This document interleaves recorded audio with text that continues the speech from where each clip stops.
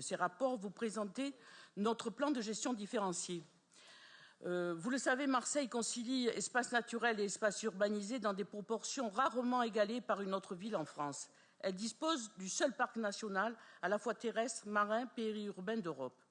La cité phocéenne bénéficie d'une vaste façade maritime avec 57 km de littoral et entre mer et collines, au cœur d'une métropole active, la ville s'étend sur 24 000 hectares, comptant 14 000 hectares urbanisés et 10 000 hectares d'espaces naturels, dont 2 400 hectares de forêt communale.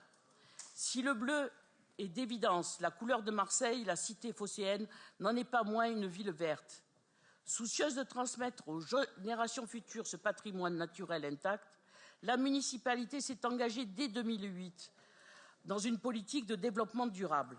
Marseille a été la première ville de France à adopter de façon volontaire une stratégie en faveur de la biodiversité terrestre et marine locale, en cohérence avec les stratégies aussi bien internationales, nationales et régionales.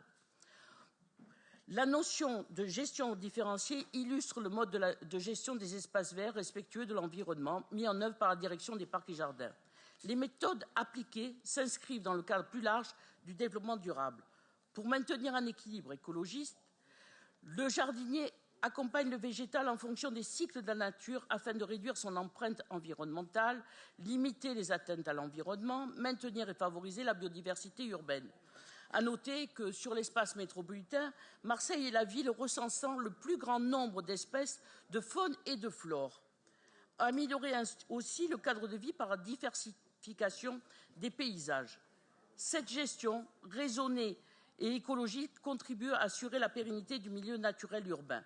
Ce choix implique quand même des contraintes. Sur le plan technique, je vais essayer d'être très brève. Le recyclage des déchets verts sous forme de broyat, le fait de faucher plutôt que de tondre, de désherber manuellement les petites surfaces, l'utilisation de plantes endémiques plus résistantes, une réflexion sur la palette végétale afin de diversifier les essences des espaces verts. L'enrichissement du sol réalisé à l'aide d'engrais naturels, compost et engrais verts. L'utilisation de matériel et de véhicules électriques. De même pour l'eau, la gestion raisonnée fait que nous paillons les massifs, comme ça nous limitons les arrosages, nous remplaçons les gazons par des prairies fleuries moins gourmandes en eau. Sur la démarche zéro phyto, initiée en 2006, cette orientation a permis de réduire progressivement, puis aboutir en 2012 à leur arrêt total, bien avant l'obligation légale enclenchée notamment par le Grenelle de l'environnement. Au-delà des seuls parcs et jardins, c'est un pan entier de l'aménagement urbain qui est concerné par ce virage. La voirie, les bâtiments, l'espace public et j'en passe. Dès 2015, la direction des sports et la direction de la propreté du Conseil de territoire Marseille-Provence, aucun usage de produits phytopharmaceutiques ou biocides dangereux n'est fait, ainsi qu'à la direction des cimetières cette année. Ainsi, nous œuvrons au quotidien dans le respect et la préservation de la biodiversité, les économies d'eau, la suppression des pesticides, la réduction et la valorisation des déchets. Les jardins, véritables laboratoires du développement durable, symbolisent à leur échelle les enjeux environnementaux essentiels de demain. Les résultats obtenus sont sans controverse. Marseille est la seule grande ville de la région sud ayant obtenu sur son territoire les labellisations telles que Éco-Jardin pour 8 parcs. 3 de nos jardins sont labellisés Jardins remarquables. 2 jardins sont classés au titre des monuments historiques. Nous sommes 3e ville verte 2.0 parmi les villes de France classées au palmarès de l'Observatoire des villes vertes, qui nous a aussi classés comme ville la plus dynamique en matière de promotion des parcs et jardins. Nous sommes 11e au classement des 50 villes les plus vertes du monde en 2018 par le site Travelbird.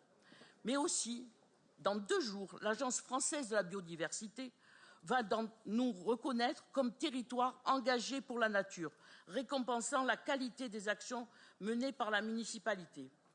Tous ces labels viennent distinguer Marseille chaque année, prouvant la qualité de ses espaces verts et l'intérêt de sa démarche en matière de responsabilité environnementale.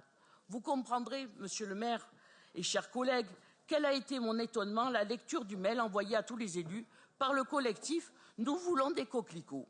qui nous demande de ne plus utiliser des produits phytosanitaires pour l'entretien des voiries, espaces verts, terrains de sport, cimetières, etc. Mais c'est fait depuis des années. Instaurer une part d'alimentation issue de l'agriculture bio et locale dans nos crèches, écoles, c'est fait, grâce à l'action de Mesdames Casanova et Chantelot. Et en plus, le plan alimentaire territorial à la métropole est bâti sur ce principe. Aménager des respirations dans la densité du tissu urbain, ils ne connaissent donc pas le parc du 26e centenaire, Athéna, la Moline, la Porte d'Aix. La Moline et la Porte d'Aix a été construit à la place de 2 autoroutes qui devaient être à ciel ouvert. Les arbres plantés sur les voiries, les 80 jardins collectifs, les visas verts, les futurs plans parcs de la Jarre, Bougainville, Séon et Galade, le futur agri-parc au piédemont de l'Étoile. Ils n'ont pas vu nos hôtels à insectes pollinisateurs, nos 150 nichoirs à mésanges, et leurs enfants ne font peut-être pas partie des 25 000 petits Marseillais qui, chaque année, sont accueillis dans nos 3 fermes pédagogiques et nos relais nature dans le cadre de notre politique en matière d'éducation à l'environnement. Je n'aborde pas la politique de la mer et du littoral qui mène brillamment Didier Réau, parce que je ne veux pas être trop longue, et puis après, il le défendra mieux que moi, ni la politique menée par Patrick Potvani, en particulier sur la lutte contre les perturbateurs endocriniens. En conclusion, Monsieur le maire, sous votre impulsion, je me réjouis de voir de plus en plus de coquelicots sur notre territoire, avec les collectifs, les associations et les Marseillais qui se préoccupent vraiment de la préservation de notre environnement. Alors, symboliquement, je tiens aujourd'hui à vous remettre... Alors, ah oui, ils sont pas frais, puisque les coquelicots, il ne faut pas les cueillir ou sinon ils fament. Ces coquelicots et ces graines qui sont la juste représentation de tout ce que vous avez fait, monsieur le maire, pour le bien-être des Marseillais. Et je les invite, sceptiques ou pas, à venir du 19 juin au 19 juillet à notre rencontre dans les 5 parcs éco-jardins, et nous leur donnerons volontiers des graines de coquelicots et de plantes mellifères à planter. Et en 2020, nous serons tous là pour admirer encore plus vos coquelicots, monsieur le maire. Merci, Madame Cordier. Merci.